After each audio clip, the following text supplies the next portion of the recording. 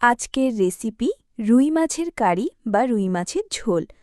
Hello my YouTube family, memes কিচেনে জানাই আপনাদের সকলকে স্বাগতম। কেমন আছেন আপনারা? রুই মাছের ঝোলটা বানানোর জন্য আমি এখানে 5 পিস রুই মাছ নিয়েছি। এটা খুব সিম্পলভাবে ম্যারিনেট করে নেব।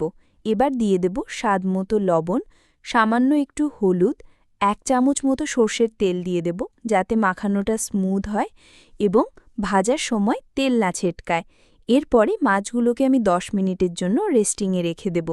এবার কড়াইতে দিয়ে দেব সর্ষের তেল।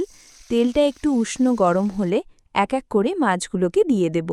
এবার আমি মাছগুলোকে সুন্দরভাবে লাল লাল করে ভেজে নেব। আমার মাছ ভাজা কমপ্লিট হয়ে গেছে। এবার ওই তেলেই দিয়ে দেব 2টো শুকনো লঙ্কা, 2টো মাঝারি সাইজের পেঁয়াজ কুচি। এবার পেঁয়াজটাকে 1 থেকে 2 মিনিট ভেজে নেব। এরপরে দিয়ে দেব 2টো টমেটো কুচি। টমেটোটা একটু নরম হয়ে এলে দিয়ে দেব হলুদ গুঁড়ো, জিরে গুঁড়ো, লঙ্কা গুঁড়ো।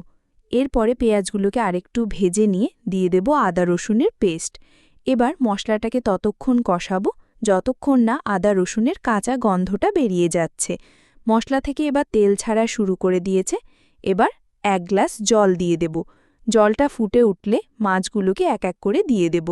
তাহলে দেখলেন তো কত সহজেই বানিয়ে ফেলতে পারেন রুই মাছের ঝোল বা কারি। ভিডিওটা ভালো লাগলে লাইক, কমেন্ট, সাবস্ক্রাইব করতে ভুলবেন না। সবাই ভালো থাকবেন, সুস্থ থাকবেন।